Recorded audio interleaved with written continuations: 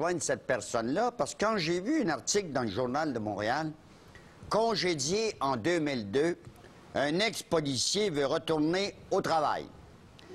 Un ancien policier de la Sûreté du Québec qui se bat depuis près de 10 ans pour réintégrer son poste vient d'avoir une lueur d'espoir. La Cour d'appel accepte d'entendre la cause.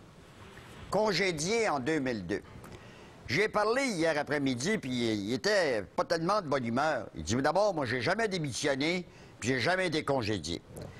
On va aller rejoindre ce policier de la Sûreté du Québec, parce que moi, dans mon livre à moi, il est encore policier à la Sûreté du Québec. Monsieur Michael Gozarian. Monsieur Michael Gozarian, bonjour.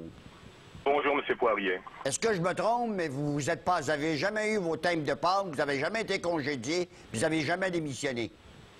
C'est exact, M. Poirier. Il est très important d'apporter la correction à ce qu'il a été mentionné dans les articles de journaux. Je ne suis pas un ex-policier ni un policier congédié.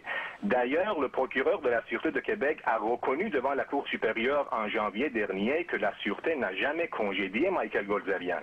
Il prétend qu'on l'a démissionné. Mais comment on peut démissionner quelqu'un? Mais c'est exactement la question que le juge a posée. Le juge a répondu, comment ça vous l'avez démissionné? Démission par le sens même du mot est un acte volontaire et un geste de plein gré. On ne peut pas démissionner quelqu'un par la force. Monsieur Poirier, notre dossier, ça s'inscrit dans la continuité des agissements illégaux de certains dirigeants de la Sûreté de Québec, comme que vous avez vu l'exemple dans l'affaire de policiers de Raymond Neveu de Sept-Îles, ou encore Guy Simard de Trois-Rivières, ou encore Michel Chevalier de Blainville, et des dizaines d'autres policiers victimes qui n'osent pas sortir de l'ombre. Qu'est-ce qui est arrivé dans votre cas, vous, Monsieur Gozarian? Mais dans mon cas, moi, c'est très simple. J'étais en congé médical autorisé par plusieurs médecins et spécialistes à cause d'une dépression pour tout ce que on me faisait subir à la Sûreté de Québec. Et malgré le fait que mon congé était autorisé, 2 jours à lendemain, un subordonné de directeur général qui n'avait même pas le pouvoir de le faire décide que, non, regarde, si tu reviens pas, on considère que tu as démissionné.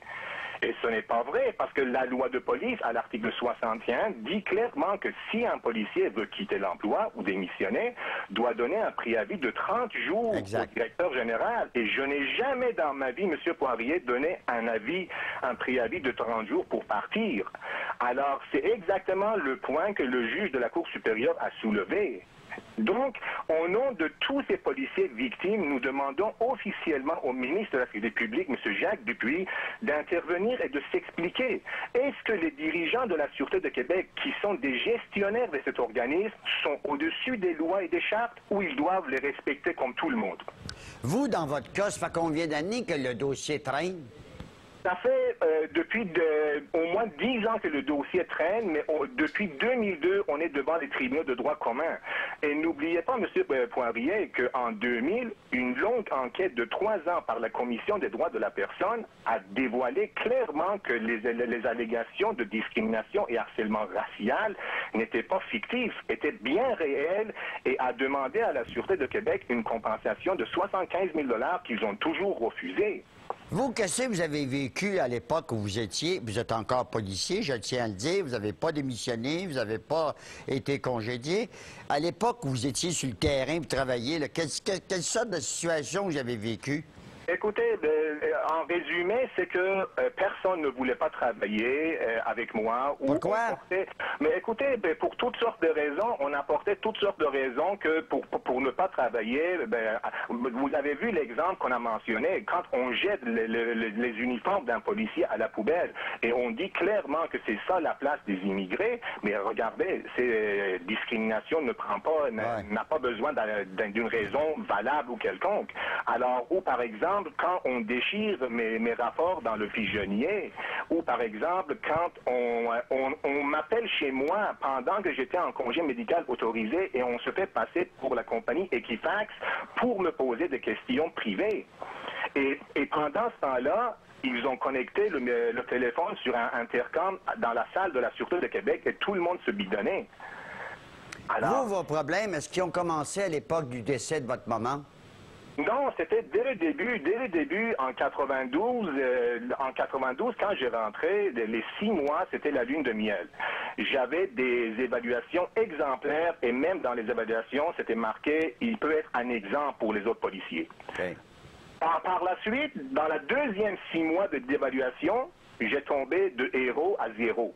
Alors là, je n'étais plus bon, je n'étais pas capable de faire quoi que ce soit, il fallait me congédier. Alors, par la suite, une enquête a été instaurée et l'enquête a été dévoilée clairement que j'étais victime de représailles. Quand on garoche le casier de 6 pieds d'un policier dans le conteneur à poubelle, demandez-vous la question pourquoi. Là, je comprends bien, vous n'avez pas de salaire depuis des années? Depuis 2002, exactement, depuis 22 avril 2002, ils ont coupé illégalement mes traitements et depuis ce temps-là, j'ai épuisé tous mes économies, vendu ma maison, tous mes REER, tout pour parvenir à me battre. Avez-vous encore quelques contacts avec des ex-collègues de travail? Absolument, absolument. Regardez, je vous donne l'exemple de M. Guy Simard de Trois-Rivières, qui est toujours un policier de la Sûreté de Québec. Depuis 7 ans chez lui, et depuis 7 ans, il reçoit son plein salaire. On ne va pas mentionner que M. Guy Simard, c'est un ex-policier. Non, non. Est-ce que le syndicat, l'Association des policiers provinciaux, vous a appuyé ou si ils ont laissé tomber? Absolument pas. Quand je me suis aperçu que la loi qui régit les griefs des membres de la Sûreté de Québec, M. Poirier, cette loi-là date de 1968. Quand j'ai réalisé que cette loi a été constituée avant l'arrivée des chartes en 75 et 81, là, je me suis posé la question, j'ai fait des recherches et je me suis aperçu que cette loi est inconstitutionnelle et viole les chartes, la loi de police et plusieurs règlements. Alors, quand j'ai dénoncé ça devant les tribunaux, immédiatement, l'Association des policiers provinciaux du Québec a devenu mon ennemi. Voilà. Bon, alors là, vous avez espoir parce que la Cour d'appel va entendre la cause? Exactement. Regardez, justement, jeudi cette semaine, le 23 juillet, on est devant la Cour d'appel pour accélérer le dossier. Bon, ben, je vous souhaite bonne chance, puis tenez-nous au courant, vous savez comment nous rejoindre. Bonne chance, monsieur. Merci, M. Poirier. Merci. Michael Gozarian n'a pas démissionné, puis il n'a pas démissionné, puis il n'a pas été congédié. Il voulait rétablir les faits. On verra ce que ça va donner dans son dossier. On s'arrête.